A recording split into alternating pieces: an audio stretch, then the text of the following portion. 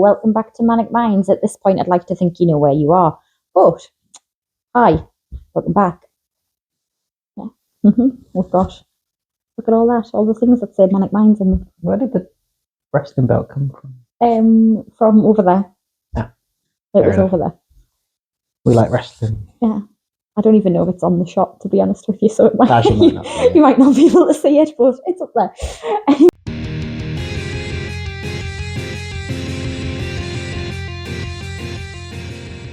We're going to have a bit of a chat about like attachment styles and stuff today. Then, so, I mean, my knowledge of attachment styles stems majority from talking to you about it, and kind of, well, I suppose more, like I knew of it. I'd heard, but like you've heard people go like, oh, I'm an avoidant, or I'm anxiously attached, and things like that, or like a therapist told me to look at it a long time ago, and then I felt a bit personally attacked afterwards, but not the point. Like, yeah, at some point in everyone's therapeutic journey, the therapist will probably tell them to look up attachment styles, because it affects all of us. Yeah. And I think I was quite surprised to find out that it affects you across the board with your relationships, not as in just romantic, like everything from your parents to like how you would interact with your own children, your friends, your colleagues, your boss, a lot of it. Yeah, it often gets reduced down to just talking about romantic relationships, but yeah, there's a lot more to it than that. Yeah, romantic relationships are always more fun to talk about, though. So. Yeah. I mean, I think we kind of didn't want to bog this down too much with going too much into the CV in the background. Yeah, I kind of imagine if you stumbled across this and chose to listen to this podcast, you'd probably know a little bit about mental health generally, and you might again have heard of terms like anxious and avoidant attachment styles. I suppose if like a very like concise way of putting it is like as human beings, we all have a need, like a survival need to feel loved and to feel secure. And we need to know that there's somewhere there is that safe space that we can always return to when we need to. Yeah. Now, if you look at the different ways that we're kind of raised by our parents, like you'll kind of have this situation where there'll be some people that are very aware that there's a safe space they can always go back to. And that means that they can kind of venture out into life and like try things and take risks because they know that if all else fails, they've got somewhere kind of safe to go back to. But then you've got other people that for whatever reason aren't quite sure if that safe space really exists or not. Yeah. And then the different ways that we kind of deal with that, I suppose, says a lot about our attachment styles. And this is where you get into the origins of attachment theory. It's very much centered on the initial kind of parenting style and the initial interaction you have with your primary caregiver, which in most cases is mother, but and obviously not in all cases. But Freudian psychology, it's not one thing, it's your mother. Yeah. It's one thing, it's your mother. But then, so the way we just been speaking about it, then you can translate that into different parenting styles. So the child that is safe in the knowledge that when needed, the parent will be there for them. They're the kind of people that will develop a secure attachment style when they grow older, because that's just what they're used to. Kids that have kind of come to accept that no matter how much the parent, like they need the parent there, they're just not going to come and they're not going to be there for them. Yeah. That's when you get people developing an avoidant attachment style, because again, the norm for them is, well, no one's going to come and save me. If I need support and security, it's going to have to come from me because I'm the only person I can really rely on. Yeah. And then you get people that are kind of like unsure as to whether that safety is there or not. Sometimes it is, sometimes it isn't. And they'll be the people that grow up to develop an anxious attachment style. It's like the inconsistency they experience as kids of one day the parent's there for them, the next day they're not. You grow up and you kind of in a position where you want to put your faith and trust in other people and you want that longing and desire, but it might not be there forever. And it's so scary. Yeah. And you can either try and latch onto it and cling to it as tight as possible, or you can just sort of let go and learn to like live by yourself. Probably just the way that you've explained that just made my brain go aha, like it was like an aha moment. Like I know a lot of people say like they don't understand like the anxious attachment. It's like one of the most misunderstood because avoidance quite straightforward, like just avoid essentially. Yeah.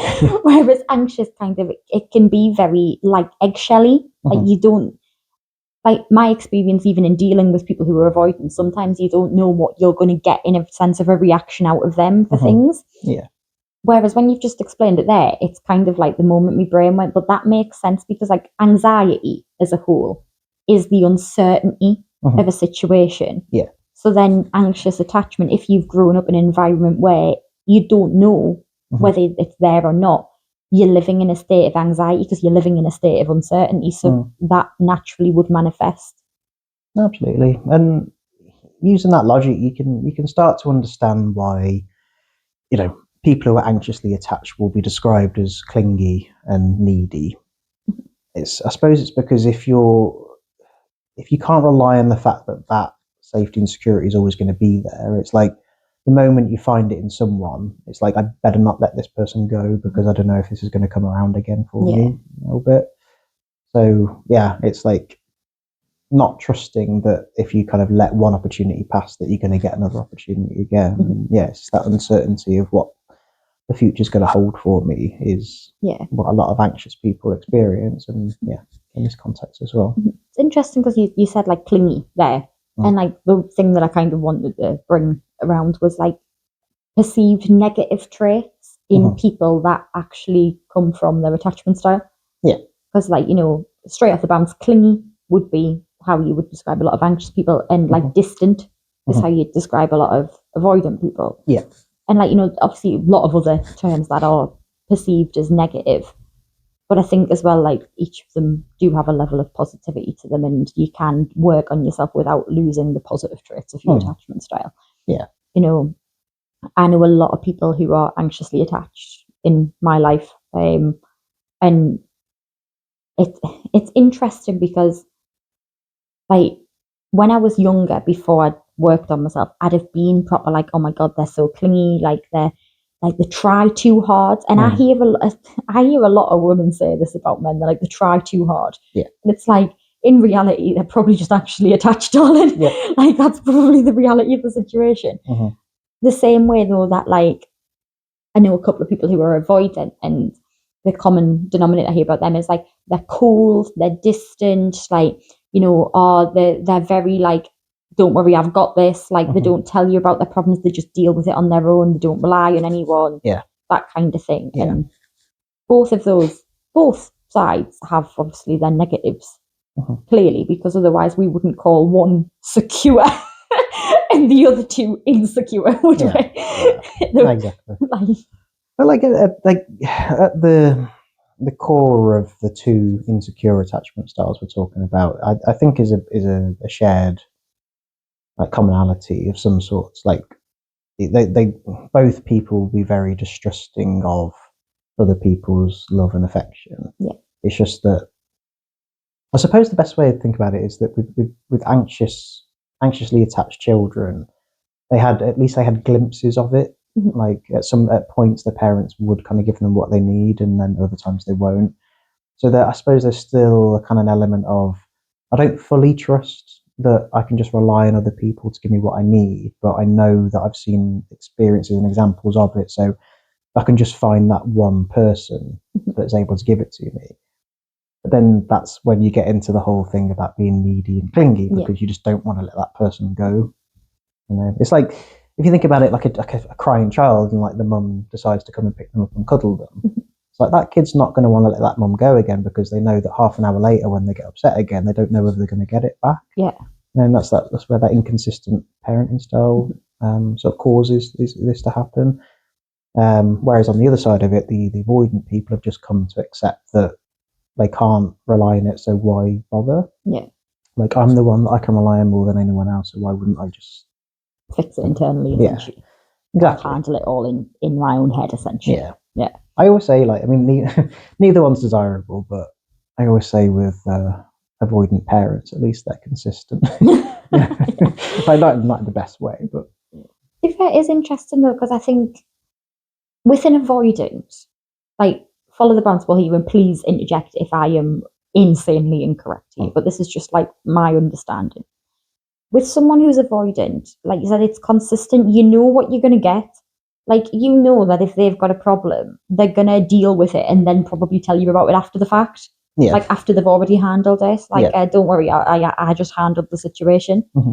Whereas with someone who's anxious, you might get a mixture of the two. Like, it's like, say, that eggshelly, inconsistent, like something that maybe they were fine with 3 weeks ago creates a different reaction now to what it did 3 weeks ago, purely based on how they're feeling in the sense of the security between you and them.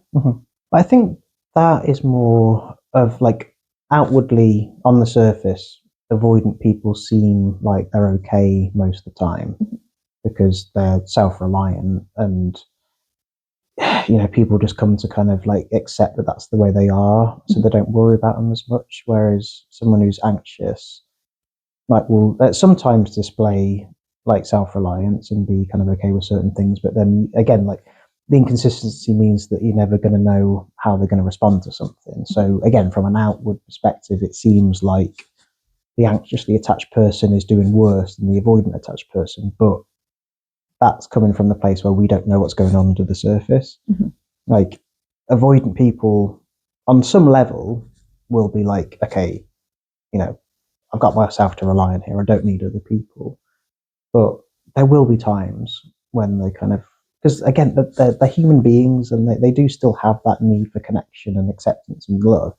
And there will be times where they'll be like, what the fuck is wrong with me? Like, why can't I develop these bonds and connections with people? Why can't I reach out to people for support? So I think you're right. But I think that, you need to be conscious that just because somebody is outwardly displaying a certain behavioural style, it doesn't mean that what's going on in the surface isn't just as painful and traumatic as someone else. I think one thing that like kind of springs to mind is like when I said about avoiding people being labelled like dismissive and cold and distant. That like underlie it. It's a defence mechanism, bluntly. It's that whole like, I recognise this, so walls up, no, like, put some distance between us because I am uncomfortable with the level of closeness right now. And that's like, not okay, like, I can't handle that kind of situation. But whereas I think when anxious people feel that way, they get very like, come here, cuddle, like, I need to be by your side, and like cling. And I find it very interesting that when you look, because I mean, I've seen, like I said, know a bit about this from you, but some of it's from like books and stuff like that. And the common thing that I've heard through podcasts, books, all that sort of shit is that for some reason, anxious and avoidant people seem to end up either in relationships or as close friends.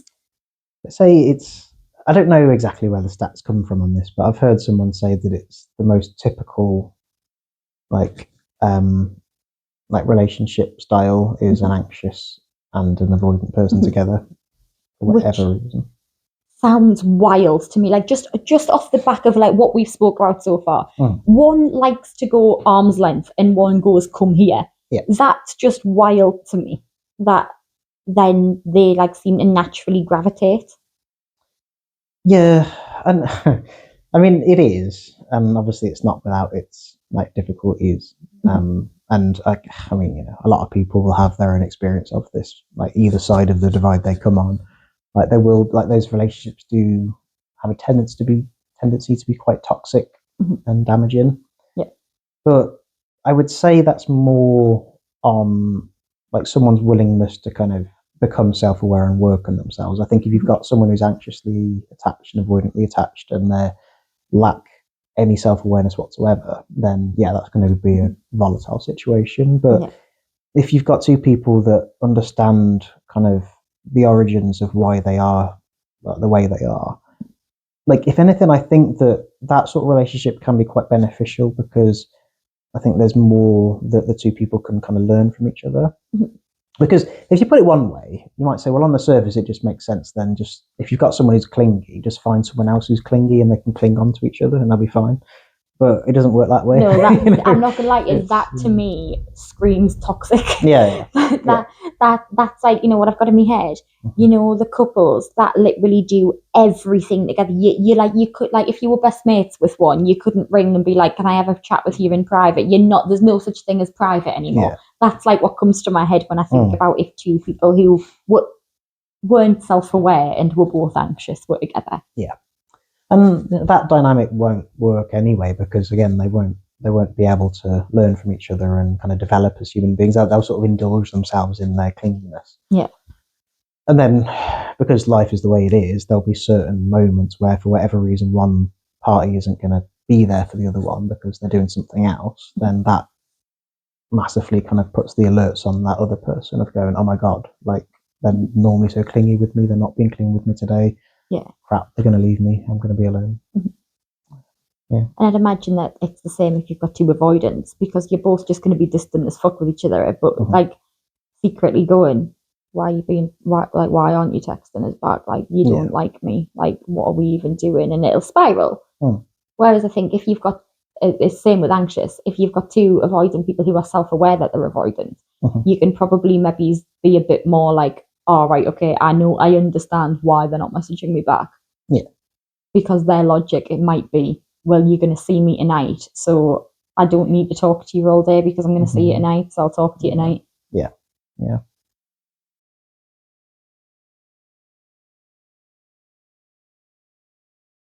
I think the key to it is going to be like shadow work.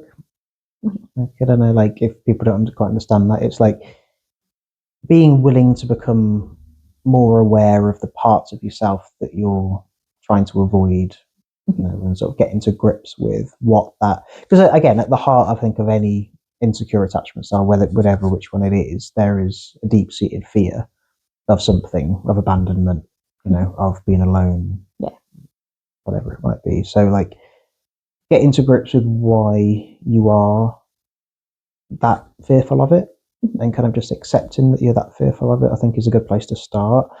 I think kind of learning about attachment theory in itself and the origins of it are really useful. So, you know, again, like, it often goes down with a lot of psychodynamic kind of counseling work. It will go down to the first initial relationship with your parents. But it's, you know, it's you've got to challenge yourself, I suppose, to say, well, okay, that was my first experience of it. That's what set the norm for me. That's where my, like, bar is now. It doesn't have to be. It doesn't have to stay there. I can kind of, for want of a better word, kind of dig up the old sort of stuff from childhood that I've kind of put in a box, and realize that there are different ways of doing things, and that not everyone who comes into your life is going to be like your parents. Yeah. Yeah. So that's the first step. Kind of just essentially bite the bullet and open Pandora's box. Yeah. And pretty much figure out what the fuck's in there. Yeah. That's affecting your life. It's just a really elaborate way of saying just go to fucking therapy. Just go to therapy. Yeah. Deal with your shit. But I think, like learning from past experiences. So, like, if you know you're somebody who's had a lot of, like, toxic relationships in the past, like, you might not want to kind of think about them too much because they're not nice things to think about. But if you can find a safe way of doing it, of analysing kind of what went wrong, so, like, what was your role in the fact that relationship kind of broke up, and learning from that as well. And also in relation to that as well, just sort of spotting different patterns of behaviour. So I think I asked you earlier, actually, like, have you ever had anyone dump you? And you said no. No. And the first thing that came to mind was, well, maybe you just haven't kind of put yourself in that situation where you're allowed yourself to do that. Like, I've kind of been on both ends of it. Like, I've left people, they've left me, and, like, they're both as sort of harrowing as each other, you know. So that gives you a bit of an insight into kind of what your attachment style is. And then if you kind of get to the point where you're willing to, like, you've done the work and you've understood a bit more about what's going on with you, then the next challenge is to be able to communicate that with other people, and that's difficult in itself. Yeah. But it's like, I think no matter how much work you do on yourself, I don't think you're going to be successful in forming secure attachments with others if you're not willing to communicate. Yeah. As well. do think like, I mean, like it. I feel like we just parrot this on pretty much every video that communication's key in any dynamic. Yeah. Like no matter whether, and like you know what, I'm a big believer in like as long as you've done your part, it's not your responsibility for them to take on board what you've said. If you've communicated something, then that's now the ball's in their court kind of thing. Yeah. Like obviously within reason, you know, like there are some things that you can communicate your needs and your wants and your desires till the cows come home. But if it's fucking unreasonable, it's unreasonable. Yeah. But if it is just something as simple as like, hey, I'm in a bad mood today and I just need some physical space. If you know you're in a relationship with someone who's quite anxious and you're quite avoidant, just being able to say to them, hey, it's not a you thing. I can't deal with cuddles right now. Like I just need a little bit of space. I'm not saying that that's going to stop the spiral in someone's head, but it is going to help them to know that it's not them and accepting that they might need that little bit regular reassurance that they haven't done anything wrong. I think like it's difficult because you don't want to be in a situation where you're constantly having to reassure the other person. Like, if you're doing that every single day, that's going to get tiresome. Yeah. No matter how much of a patient person you might be, like everyone's got their limits. Yeah. So there is give and take on both sides, and both people have to put the work in. But yeah, like don't go too far the other way of having no patience with somebody. Yeah. And just accept that they have this attachment style about them because of whatever experience they've had. And that. Just on that note, can I point out communicating the fact that you are running out of patience is very helpful as well. Yeah. Because if you just like if you've got all the patience in the world, then one day you blow.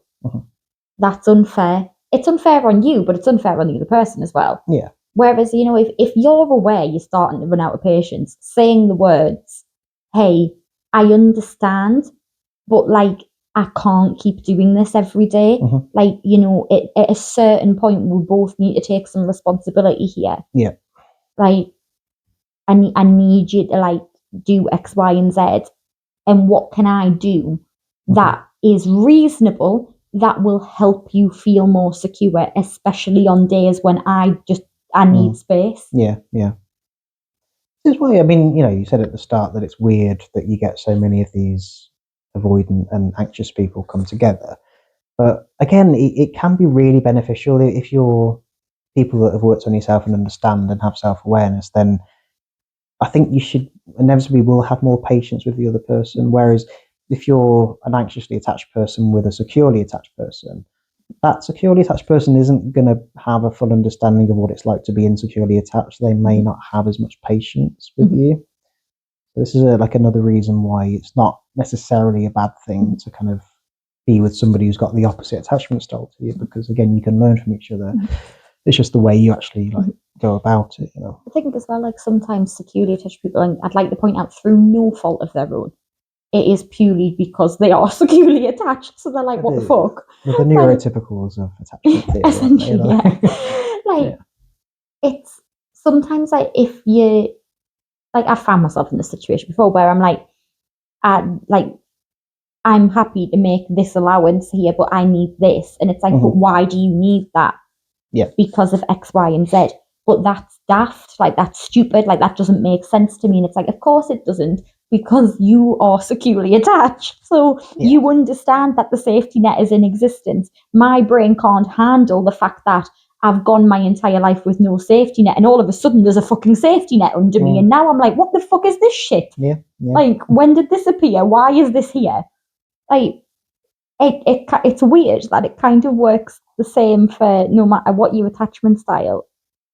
Unless you both, like, if we talk just from like a romantic relationship point of view, unless you're both securely attached, it's kind of like there is just a total miscommunication. Yeah. Because bluntly, you cannot understand what it's like to feel that way if you have never felt that way. Yeah. I've had it before with people who I know who are securely attached, where they'll say things and I'm like, I'm mind blown. I'm like, what do you mean by that? Because that just is not something that my brain would even compute. Like, I don't understand. And again, this comes down to the point again of that anxious and avoidant people share a lot more in common than either of them do with securely attached people. It's quite funny the way, like, it kind of come, you know. That's one of the realizations from one of the takeaways from this is that, you know, I just wanted to say, just off the back of something that you said before when we were talking, like just like literally 5 minutes ago, it's interesting because we're saying about communicating things. I'm one of those people who, out of the blue, like I can be perfectly fine, nothing's the matter, and someone will text me in the middle of the day on a random Wednesday, being like, "Hey, how's your day going?" And I'm like, "What the fuck are you texting us for?" Yeah. And like it's just like this explosion in like this internal explosion of like, oh my god, why? And like I've never understood why. And honestly, I've only just realized off the back of this conversation exactly why it is. And it's purely down to the fact that I'm like, oh my god, like I can't. Like I don't know how to explain it other than like in my chest. It is like why do you need to text me that right now? Like it was unnecessary. Yeah, because it goes back to that base kind of need of human beings to be accepted by someone else, and like some people will read the fact that someone didn't reply to their message as a rejection. Yeah. And again, it's a trait of like the modern world where it's not helping people that already have deep seated insecurities about whether other people accept them or not to then be in a situation where you've got, like, from the surface of it, like it feels like everyone you can just message them whenever you want, like they're in your phone, like you've got instant access in a way to other people. But then real world doesn't work like that, and not everybody's on their phone ready to reply to you straight away. So, and then like different people will read the amount of time it takes for someone to respond to them as a rejection of themselves or whatever. And yeah, and like securely attached people in that situation will be able to understand, okay, they didn't respond back. It doesn't mean that they're annoyed with me or they're rejecting my friendship. They're just busy or doing something else. Anxiously attached people won't see it that way. Yeah. They'll see it as like you've taken like 5 minutes to respond to something really simple where you could have just responded back. And then again, like, that's where you sort of link back to where we were saying about, like how much work you kind of put into yourself, but then how much patience you have with somebody else. And it can be very suffocating, I imagine, for, well, avoidant and also securely attached people if they're constantly being expected to respond to a message immediately. That's a very suffocating place to be, and that's going to cause them to kind of shy away from you. So I think that at the heart of anxiously attached, I'm sorry, I think I'm going off on a bit of a tangent. You're right. We'll have a good tangent from you on this podcast. I think that, like at the heart of being anxiously attached is I think it's like it's self-fulfilling in a way, because like you can't trust the fact that safe, secure space is going to be there consistently, and your biggest fear is that it won't be there anymore if you do something wrong. So I think people can make sense of the fact that when you're fearful of something, in a way you kind of subconsciously manifest it to happen, because you're kind of already like prepared for it. So it's just, I'll just bring it on anyway, just fucking do it. Yeah. I think that's what's going on with anxiously attached people, is that they're like, they're not doing it consciously, but they're like, if I just keep pushing this person and then accusing them of not paying enough attention to me because they're not responding to me, then they're going to leave. And I'm like, I told you that would happen. It's funny because I think that's the same for avoidance. I think avoidance do the same thing, where they get to a certain point of closeness and then go, "Ooh, hang on, because you're going to leave because everybody always leaves. So I'm now going to push you away to make you leave, or to put you in a position where it is a good thing for me to leave, because now, like, this isn't working anymore. So I'm going to walk." Yeah. Which bring back to the whole never been done thing. Hello, I'm guilty of that one. But I just find attachment style so interesting, purely off the back of like I say, that text thing. I hate nothing more than when somebody replies to me saying okay, because it was just unnecessary. Like, especially, like, it's different if it's like, oh, hey, can you go to the shop, please? Okay. Like, hey, can you go to the shop and get toilet roll? Okay. Right, that requires a response because I need to know whether you're going or not. But if I've just said, like, I am here, or like, just sent you something that the only response is okay. Why have you responded? Like, because now all that you've actually done is my phone's now lit up and distracted me from what I'm doing, and now I'm pissed off because that message was of no substance and of no value to my day. I'm very well aware that that's my brain manifesting a whole like, why are you clingy? It's funny though, because like, there's a difference with us. Like I know I'm a lot more anxiously attached than either of the other two. So like for me, that kind of okay message is quite reassuring for me. I quite like it. Like I think talking about the blue tick thing pisses me off, but the way that you can sort of emoji react to messages now, I think is really cool, because like a quick thumbs up response to your message is like, it's non-committal. I'm not trying to continue the conversation by giving you another message. I'm just acknowledging what you said. Cool, that's fine. Yeah, I'm a big fan of them. Yeah. But it's just funny how like I would find that okay response reassuring, whereas you, it's like there was no need to do that. I'm like, what was the need for that response? Yeah. Like, but sometimes that depends on what mood I'm in. Can I point out? Like if I'm in an alright mood in general, that okay response, it doesn't even enter my brain that someone's responded saying okay. But like 9 times out of 10, it is a genuine like, what was the fucking point in wasting both mine and your time sending that message? Yeah. Like again, I know I'm way more avoidant. Felt a little bit personally attacked at one point, but it's not the point. Like I'm very well aware that I'm quite avoidant, and I don't think you have to look far at just the way that I am, the way I interact with people to realise that I am quite like fucking like I need a bit of like. I've always kind of been like, I need my personal space. Like I'm not a big fan of being touched. I'm not a big fan of physical touch. During COVID when it was like 2 meters, that was like my favorite time in the world because everybody had to stay away from me, and I'm like, this is fucking beautiful. I've got my own bubble, and nobody is interfering with my bubble. Yeah, but I'm like that in emotional sense as well. Like both in the I don't like relying on other people, but I also don't particularly like being the person who is there for other people either. And I think that comes from a level of like bluntly like commitment phobia. I feel like probably a lot of people who are avoidantly attached would understand or have been told in their life like, oh, you're afraid of commitment. And it's like, no, I'm afraid of getting hurt actually. Because like that goes both ways. If you're there for somebody else, then they leave. It still hurts just as much as if they were there for you and then they leave. Yeah.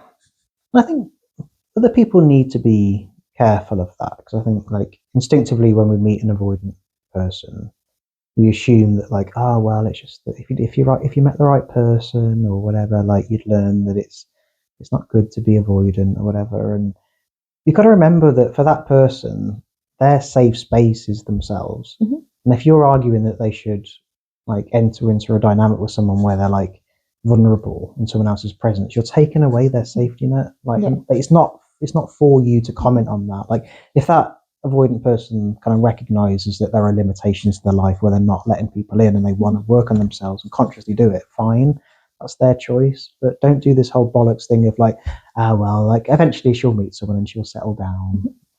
Sorry, the reason I'm smirking is because when you said the word vulnerable, my chest tightened. Like literally you saying like, oh, like they'll be vulnerable, I felt my chest go, like, nope, that's not okay. Like absolutely not. And that's like a big thing throughout life that I think a lot of people who are securely attached probably don't realize about. Being vulnerable, whether you're anxious or avoidant, is really difficult. It's really, really uncomfortable because, again, like you said earlier, if you're secure, you've built the trust exists because you know it's there, the safety net's there. Whereas when you're anxious or avoidant, you've never learned to trust another human being to be consistent, essentially. Or at least, consistently there for you. Like it's not something that you like. It comes like I think a lot of the times when you say commitment issues and trust issues, really, if you're the kind of person who struggles with trusting other people or committing, you need to look at your attachment style. And do the work. What you said before, shadow work. I would refer to as open Pandora's box. I think to sort of summarize and conclude a little bit, I think like we kind of touched on it before, but I think if there's someone who's kind of watching this who knows that they're in that sort of a dynamic where either they've got like a partner that's not responsive to their needs, or like the other way around. If you think the other person's too clingy, then yeah, like attachment style is a really good way of like understanding what's going on from a psychological perspective. And I think there's things that you can do immediately that will help. So again, communication is it's a difference between, let's say if you live separately, for like one basic example. So you live separately, but you talk a lot via text. If you're kind of engaged in something else, if you're playing your PlayStation or doing something else where you're not constantly looking at your phone all the time, all it takes sometimes is just a quick message to say, I'm going to be doing this for the next hour. Like my responses might not be as quick as they normally are. Yeah. Like that hopefully should give that other person reassurance that their lack of response is not anything to do with them. It's just that they're engaged in something else. There's nothing wrong with that, by the way. And also, from the other perspective as well, it's like if you're feeling like your partner's not responding to you as much, you can kind of say it without being accusatory. Is that a word? Accusational?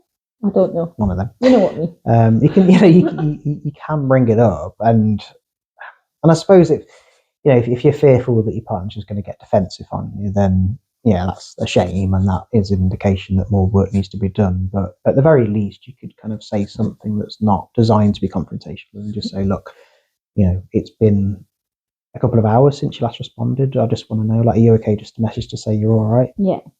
That's all I need from you. I think the other thing as well that's not to be downplayed here is the use of emojis in text, because you don't get tone in text. Yeah. True. And I've had this experience before where there's someone very close to my life, securely attached, and they quite often would be like, what have you read in that message that is giving you the indication that I'm mad at you? Yeah. Sorry, the air hit the back of my throat really awkwardly. I'm just choking on air again. You're like, it's just a normal message. And I'm like, a kiss on the end of my message or, some emojis puts the tone in. Yeah. So if you've been like sarcastic to me and you stick the emoji on the end of it, for the record, for anyone on Spotify, I stuck my tongue out.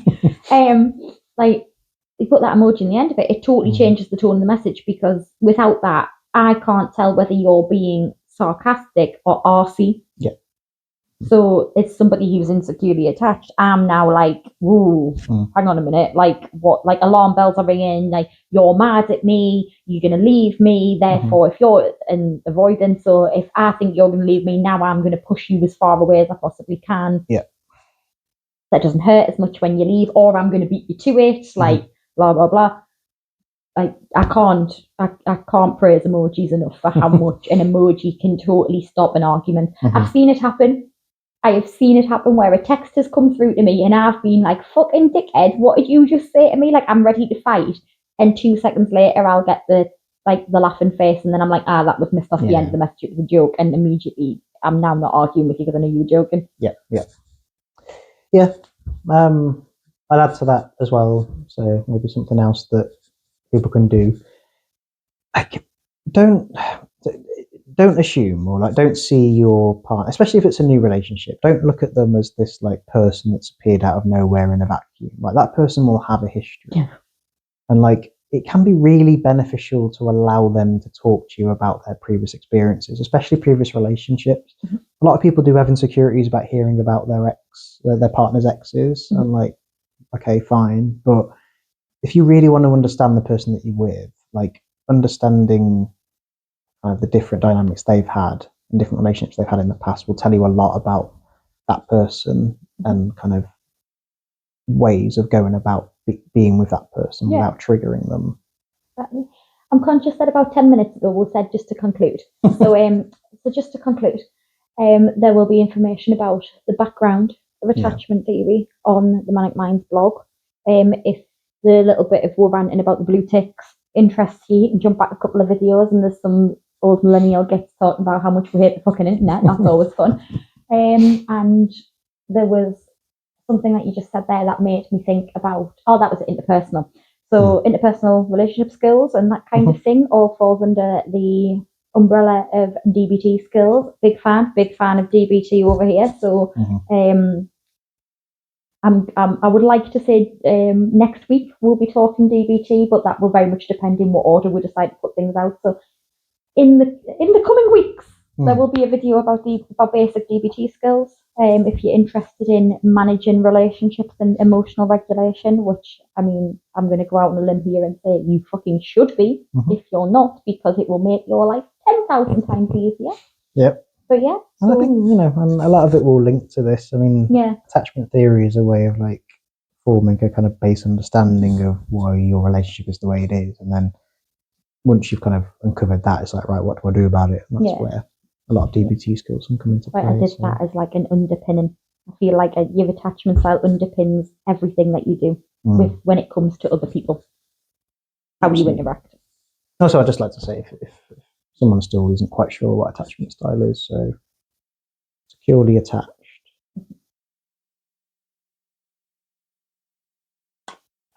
I know I've broken the plastic thing. Yeah, you did.